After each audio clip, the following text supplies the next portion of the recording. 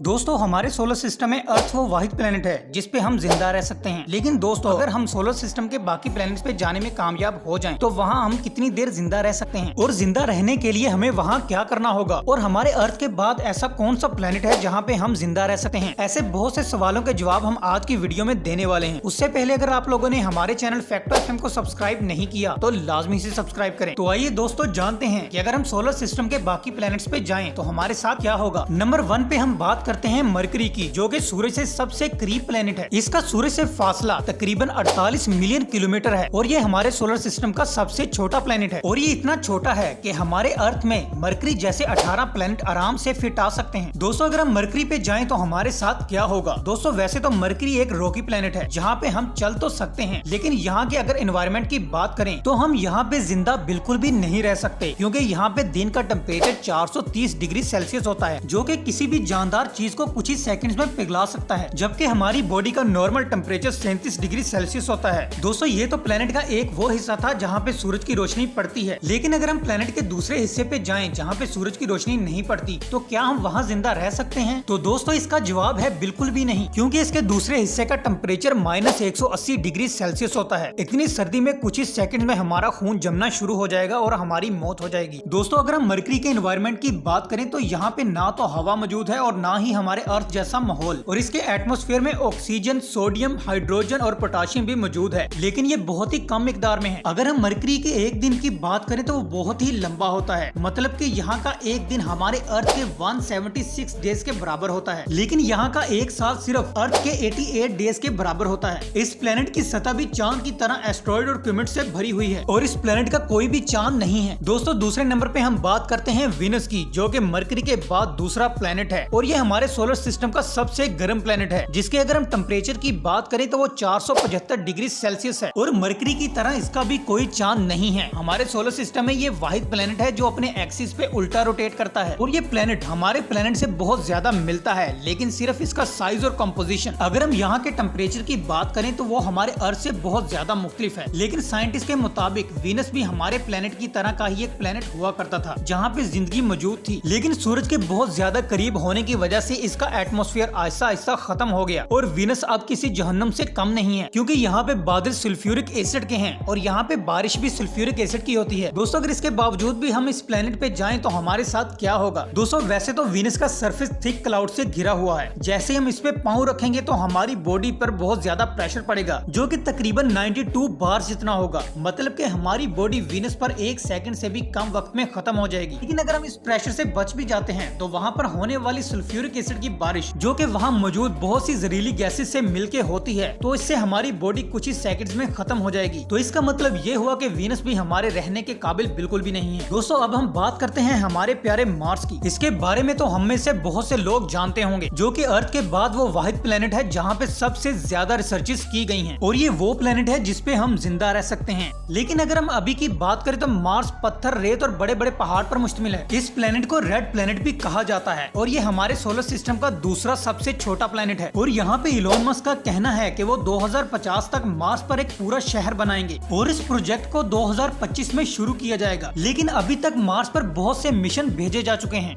लेकिन अगर हम अभी मार्स पर चले जाते हैं तो वहाँ पर कदम रखते ही हमारी बॉडी के टुकड़े टुकड़े हो जाएंगे। लेकिन इस प्लेनेट पे बहुत सी चीजें ऐसी हैं जो कि हमारे अर्थ से मिलती जुलती हैं, लेकिन साइंटिस्ट को यहाँ पर बहुत सी ऐसी चीजें मिल चुकी हैं जिससे उनको ऐसा लगता है कि मार्स पर पहले से जिंदगी मौजूद है। शायद वो एलियंस हो सकते हैं या फिर कुछ और, ये अभी तक कोई भी नहीं जानता। और साइंटिस्ट को ऐसा लगता है कि वो आने वाले कुछ सालों में इस प्लेनेट को रहने के काबिल बना सकते हैं। लेकिन अगर हम अभी की बात करें तो मार्स का माहौल इतना खतरनाक है कि वहाँ पर कदम रखते ही हम गुब्बारे की तरह फट जाएंगे और इस प्लेनेट पे हम सांस लेने का सोच भी नहीं सकते, क्योंकि इस प्लेनेट पे कार्बन डाइऑक्साइड 96% है और अगर हम ऑक्सीजन की बात करें तो वो 0.13% है, जो कि सांस लेने के लिए बहुत ज्यादा कम है। और यहाँ का एनवायरनमेंट थिन होने की वजह से हमारे अंदर सिर्फ डस्ट पार्टिकल ही जाएंगे और लंग्स को बिल्कुल खत्म कर देंगे। और अगर हम यहाँ पर ग्रेविटी की बात करें तो यहाँ पर अर्थ के मुकाबले में 38% ग्रेविटी है। दोस्तों अभी के लिए इस प्लेनेट पे 1 सेकंड भी सर्वाइव कर पाना बहुत ज्यादा मुश्किल होगा, लेकिन हो सकता है आने वाले कुछ सालों में नासा और स्पेसएक्स जैसी बड़ी कंपनीज मिलकर इस प्लेनेट को रहने के काबिल बना दें। दोस्तों अब हम बात करते हैं जुपिटर की, जो कि हमारे सोलर सिस्टम का सबसे बड़ा प्लेनेट है और ये इतना बड़ा है कि इसमें हमारे अर्थ जैसे 1300 प्लेनेट आराम से फिट आ सकते हैं। अगर हम जुपिटर की अर्थ से डिस्टेंस की बात करें तो वो 714 मिलियन किलोमीटर है। दोस्तों ये गैस ज्वाइंट प्लेनेट है जिसके एटमॉस्फेयर में बहुत ही ज्यादा खतरनाक गैसेस पाई जाती हैं, जैसा कि हाइड्रोजन और हीलियम बहुत ज्यादा मिकदार में पाई जाती हैं और कुछ गैसेस बहुत ही कम मिकदार में पाई जाती हैं, जैसा कि मीथेन, अमोनिया और वाटर वेपर, जो कि इस प्लेनेट को और भी ज्यादा खतरनाक बनाती हैं। वैसे तो ये प्लेनेट बाहर से दिखने में बहुत ज्यादा ब्यूटीफुल लगता है, लेकिन ये अंदर से उतना खतरनाक भी है क्योंकि इसके अंदर एक बहुत बड़ा तूफान मौजूद है जिसको ग्रेट रेड स्पॉट भी कहा जाता है। और ये हमारे सोलर सिस्टम में एक वाहिद प्लेनेट है जिसके 79 मून्स हैं और इसका सबसे बड़ा चांद गैनामेड है जिसका साइज मरकरी से भी बड़ा है। दोस्तों अब हम बात करते हैं कि अगर हम इस प्लेनेट पे जाएं तो हम वहां पर कितनी देर सर्वाइव कर सकते हैं। इसके एटमॉस्फेयर में तेज हवाओं के साथ साथ ये प्लेनेट बहुत ज्यादा ठंडा है। इसका नॉर्मल टेम्परेचर -150 डिग्री सेल्सियस तक पहुंच जाता है और ऐसे इन्वायरमेंट में हमारे लिए सर्वाइव करना बहुत ज्यादा मुश्किल है और इस प्लेनेट में ऑक्सीजन ना होने के बराबर है। जैसे ही हम इस प्लेनेट में दाखिल होंगे यहाँ पर खड़ा होने के लिए कोई भी सतह नहीं है, इसलिए हमारी बॉडी यहाँ पर तेज हवाओं के प्रेशर की वजह से कुछ ही सेकंड में खत्म हो जाएगी। मतलब कि यहाँ पर भी टिक पाना हमारे लिए बहुत ज्यादा मुश्किल है। दोस्तों अब हम बात करते हैं सैटर्न की, जो कि हमारे सोलर सिस्टम का दूसरा सबसे बड़ा गैस ज्वाइंट प्लेनेट है। ये हमारे अर्थ से इतना दूर है कि हमें यहाँ पर पहुँचने में 913 साल लग जाएंगे। अगर हम इसके मून्स की बात करें तो नासा की एक रिपोर्ट के मुताबिक इसके ऑर्बिट में 142 मून्स हैं। इस प्लेनेट का सबसे बड़ा चांद टाइटन है और साइंटिस्ट के मुताबिक टाइटन पे जिंदगी पहले से मौजूद है क्योंकि 2005 में सैटर्न के मून टाइटन की तरफ से आए हुए सिग्नल ने सबको हैरान कर दिया। वो एलियंस हो सकते हैं या फिर कुछ और, इस सवाल का जवाब अभी तक कोई भी नहीं जानता। और यहाँ पे साइंटिस्ट को वाटर, हाइड्रोजन, मैथीन और नाइट्रोजन साइकिल ये सब कुछ मिला है, यानी ये वो चीजें हैं जिस पर हम अर्थ में जिंदा रहते हैं। दोस्तों ये तो बात होगी सैटर्न के मून की, और क्या अगर हम सैटर्न पे जाएं तो वहाँ हम जिंदा रह सकते हैं? दोस्तों ये भी गैस ज्वाइंट प्लेनेट होने के साथ साथ इसका एटमॉस्फेयर बहुत ही ज्यादा खतरनाक है क्योंकि इसके एटमॉस्फेयर में हाइड्रोजन और हीलियम जैसी खतरनाक गैसेस मौजूद हैं। और इसके अलावा सैटर्न पर कोई भी ऐसी ठोस सतह नहीं है जहां पर हम खड़े हो पाएंगे, जिसकी वजह से हमारी बॉडी पूरे प्लेनेट में घूमना शुरू हो जाएगी और हमारी बॉडी उस वक्त तक प्लेनेट में घूमती रहेगी जब तक वो मुकम्मल खत्म नहीं हो जाती।